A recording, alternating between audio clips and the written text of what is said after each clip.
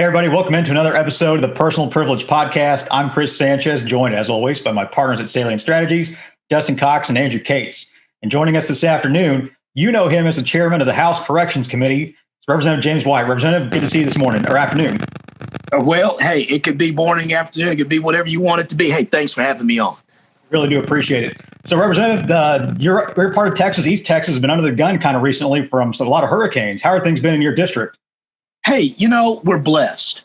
We're blessed. My constituents are hardy. They're tough. They're resilient.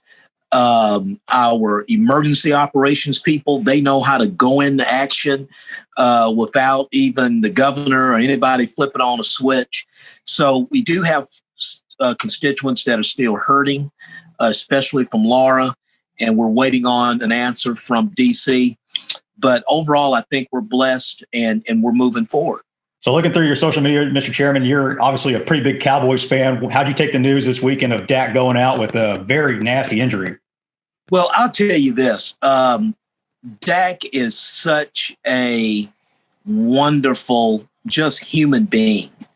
And if it's professional football, law enforcement, education, small business, whenever you see someone that's playing by the rules, trying to play by the rules, being an upstanding person, he's a strong believer, and that happens, it hurts. It hurts. But look, we know Dak is a strong man of faith. He just has a good, solid human background and foundation.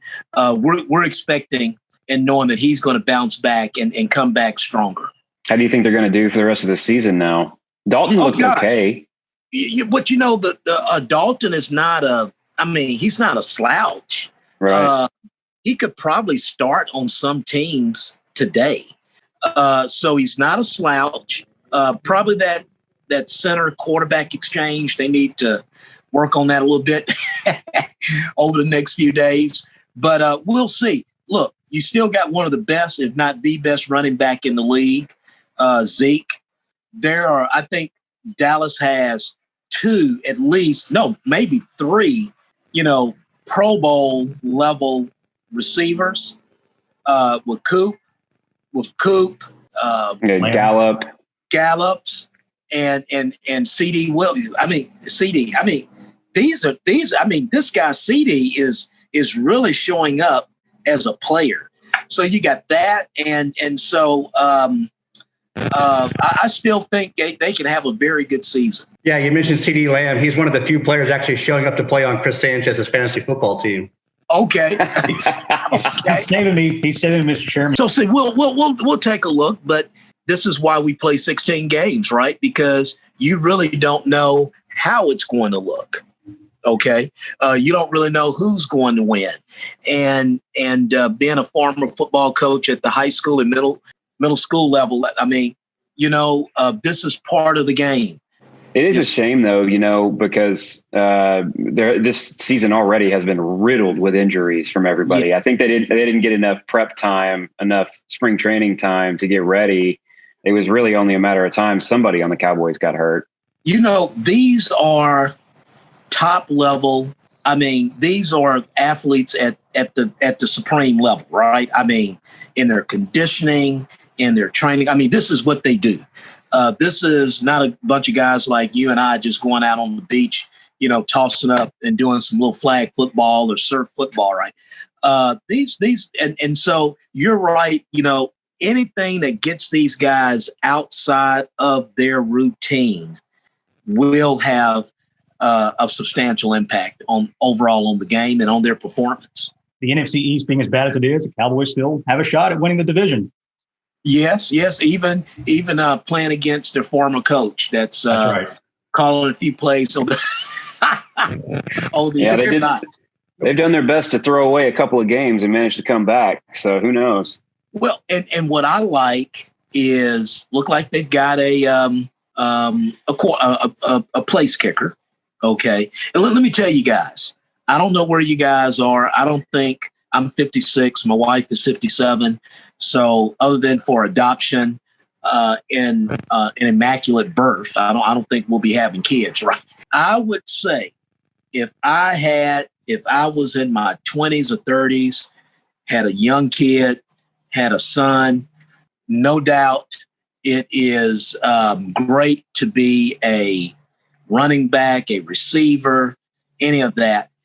But I'm going to tell you, looking at college and the pros, kickers, punters, special team. And look, you can make very good money as a place kicker for a very long time. And if you miss a tackle, no one blames you. I mean, league minimum's, $350,000 a year. That's still pretty good money to live on. That's pretty good money. And if you're really good, like some of these guys where you're just kind of automatic, you're definitely well into the six figures. And you can do that, 15, 20 years. So, Mr. Chairman, you mentioned your coaching background. My dad was a junior high football and basketball coach for 30 plus years. How do you think that coaching profession and the coaching mentality helps you out as a state legislator? It tempers you. You know why the guys back at the high school and the middle school didn't get it done. But these are supposed to be the best and brightest, right? So you wondering what's up with that. But look, it's humble. Being a coach is humbling. And it's just a whole idea that it's a team concept. If you look at the legislature, man, these guys and gals that show up on the first day at the top of their game, whether it's, they were small business, they were educators, doctors, lawyers. These are people that are already killing it. And so understanding where everybody is at and we're actually a team, I would tell you do bring that concept from the coaching environment. But I will tell you what I really think the legislature reminds me of. It reminds me of the environment of being back in the infantry, in the officer corps, where everybody is working on the team, right? But we're all competing at the same time. But we know we can't accomplish anything for the country unless we're all working together. And so it's the idea of understanding that everybody on that House floor, matter of fact, everybody in that legislature is killing it. They're at the top of their game. Obviously, you're an Army veteran, and thank you for your service in that time. Cool. Thank you. You were actually in the Berlin Brigade, is that right? Back in the Cold War. It was a fabulous experience for a young man like myself, growing up in Houston, going to college, arriving location. The thought was whoever controls Berlin controls Europe, and the time that I was there, 9 November 89 etched in my memory forever. And you never thought it was going to happen like that. You thought I thought I was going to give it up, ultimate sacrifice, right?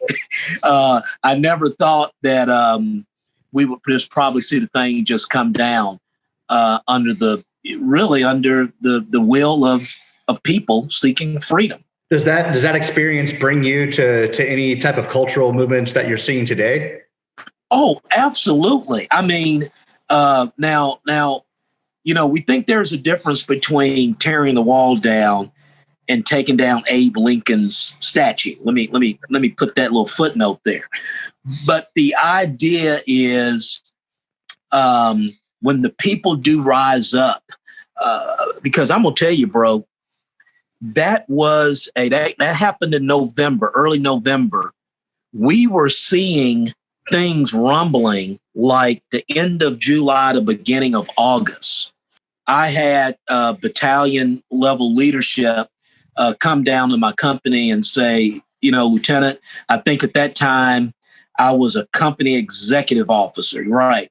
And battalion level leadership comes down and tells us, Lieutenant White, we're going to need your field mess kitchen. We're going to need so many of your soldiers, and we're going to need all of your vehicles. And I'm like, okay, if we get called out on something, what am I going to do, right? Because we were starting to see the leaking of refugees coming in from East Germany, East Berlin. And it just reached a crescendo by November 1989 when the wall comes down and pretty much signaled the end of the Cold War. So were you actually in Berlin when the wall came down? Oh, yes. I was in the walled city. In fact, I was waiting because I knew it was going to happen because we had a major exercise. It was our major evaluative exercise that we do maybe once or twice a year. I think we call it back then RTEP, Army Tactical, Readiness Evaluation something, right? And I was waiting on the alert to go in and start. And understanding the sensitivity of it, the Russian commander of Berlin called over to the U.S. commander of Berlin. Obviously, this is not how the Russians expected this thing to roll out, right? And they, the Russians had asked the U.S. leadership if we wouldn't kind of roll out on this deployment in the city. And so we still went on the deployment, but we moved out in smaller units. That's just sort of that low-level type of diplomacy. And the idea is that we didn't need to spike the football in the Russians' face. It was evident what the end of the story was. And so we complied with that. But yes, I was actually inside the city. Well, Mr. Chairman, thanks for joining us again today. Great to hear about your background as both an Army officer and a coach, and great to hear your insights on the DAC. And hopefully the Cowboys can come back and turn the season around. So thanks for joining us this afternoon. Right. And hopefully if Jerry can get a few thousand into the stadium, we can find a way to get just under 200,000 members. I mean, not 200,000 members. You wouldn't want that. Okay. Hopefully we can find a way to get a little under 200 members into the chamber and a few of our government relations folks. And most importantly, the people of Texas into their capital.